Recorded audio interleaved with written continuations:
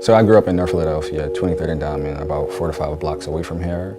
And as a kid growing up, I just loved sports. I loved my Eagles, and I just liked to chill in my neighborhood. We would always come over here and just ride bikes, and we were sort of the disruptive kids. We wanted to be seen and just riding our bikes through campus because we're the kids from the neighborhood, and oftentimes we don't come over here. So when we did come over here, we wanted to be seen. So sometimes we would just roll really deep and ride our bikes through here. While I was in high school, in 10th grade, someone came to talk to us from the Community College of Philadelphia. And one of the things this woman talked about was the transfer option, which is CCP's dual admission program. And from there, I knew that since I was a poor high school student, I would have to go to CCP. But once I was at CCP, there was a mechanism in place for me to just seamlessly transfer to Temple.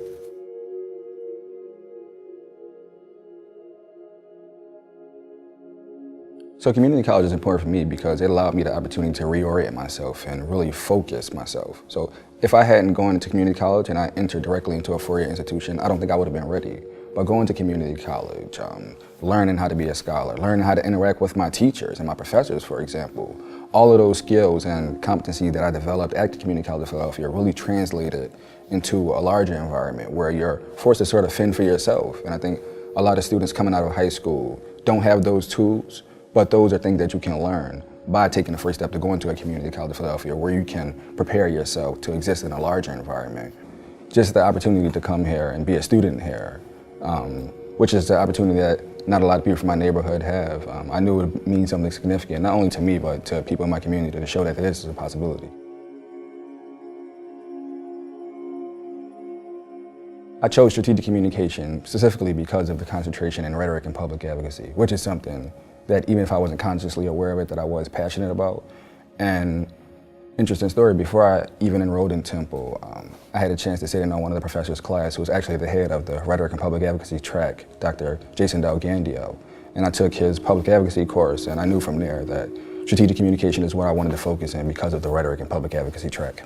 For me, it's about lifting up the voices of my community to be brought to bear on our public conversations, because I believe that those communities contain insights that can subject those sort of conversations to transformation. And the public part of it is so important because that's the realm in which we grapple with some of the most pressing social issues that we deal with.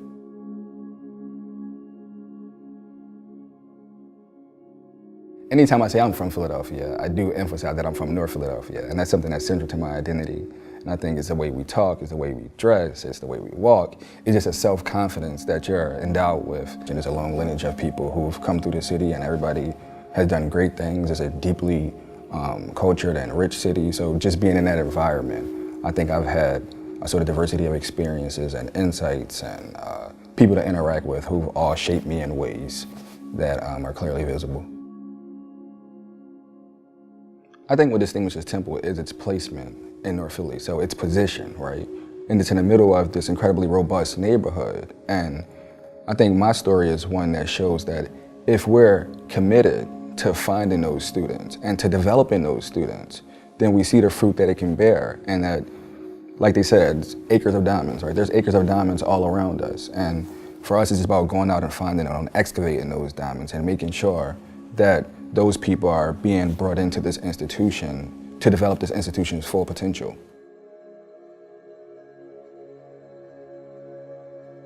For me, the honors program is special because it gives you the opportunity to pursue so many avenues. So one of the things I got to do is conduct a year-long worth of original research under my advisor, Dr. Kimberly Goyette. And that ultimately culminated in my honors thesis, which has given me access to sort of scholarly outlets that I possibly wouldn't have access to had that opportunity not been in place. So it goes back to the person I mentioned that's influential within honors, Dr. Ruth Oz, our director.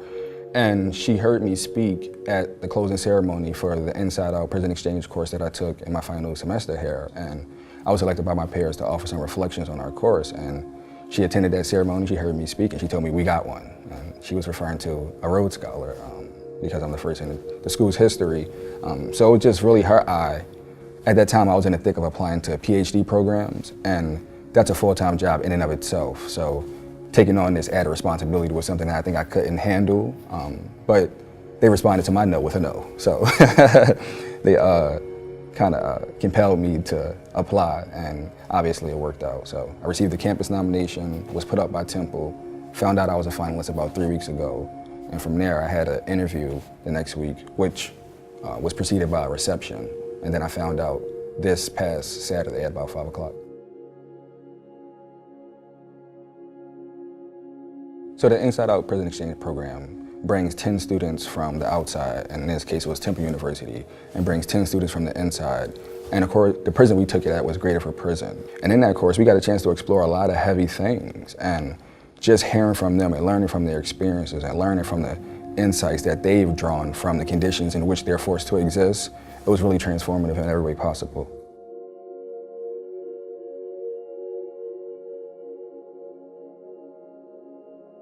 My personal statement was centered around actually the Greater for the experience, and I talked about how learning from the inmates forced me to rethink what justice looks like, and that was just a central theme of my essay. And what I ultimately concluded was that being in dialogue with them and engaging with them forced me to move from a notion of justice that not just focuses on punishment, but that focuses on restoration, right? How can we make people whole who are hurt? And that's for all parties involved.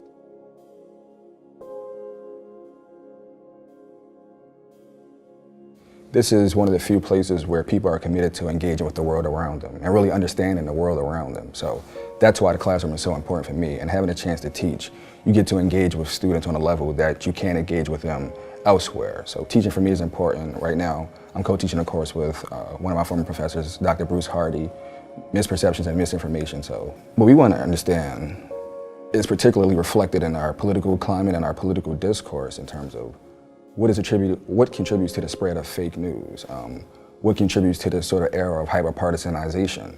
And we want to explore those things through the lens of how do fake things or fake news spread, and why do people understand or misunderstand certain things, and how is that related to the moment that we find ourselves in.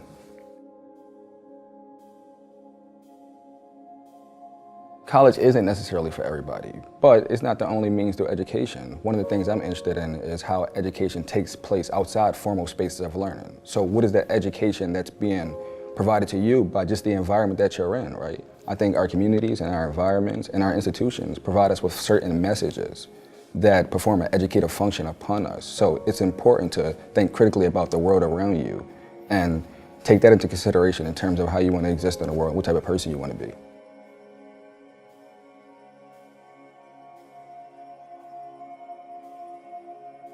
What really informed this interest was that the first Black Rhodes Scholar, Alain Leroy Locke, who is widely heralded as the sort of grandfather of the Harlem Renaissance, who was a philosopher who had a home at Howard University, but he was actually from Philadelphia, and he was selected as the first Rhodes Scholar in 1907. And when he was selected, because they eventually found out that he was Black, a lot of the houses, which they're called in Oxford, refused to accept him. And finally, Hertford College came along, and that's where he found a home at. And that sort of narrative and that legacy is something that's deeply impactful to me. However, it's a beautiful narrative, but there also have a lot of nuanced things to consider as well. So hopefully it all works out in the grand scheme of things, but there are also things that I need to consider.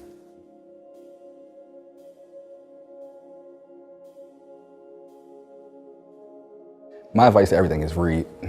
Read and save my life. It's changed my life. And I think when you read, you transform as a person. So my advice is always to read. And if you read, you'll have a head start. The most important thing is to develop relationships, especially with your professors who you'll work most immediately with. Most of my opportunities have come through relationships. Even this scholarship has come through relationships and professors knowing my desires and seeing me work towards something. That is the most important thing, because that's where you build and sustain sort of relationships that'll not only influence you later in your life, but influence you in terms of your development as a person, as a scholar, and as a thinker.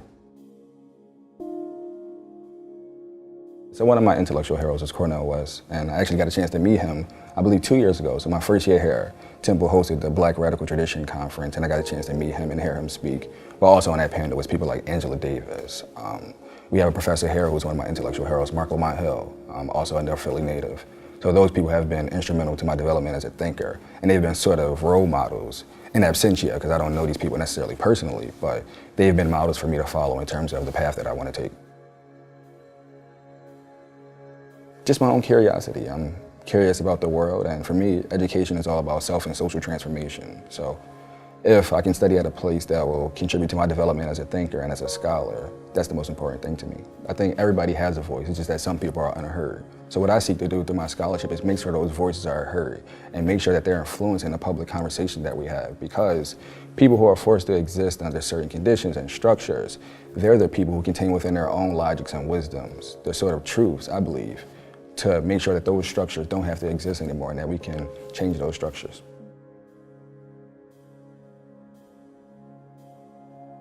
I don't think I've had much time to really digest it.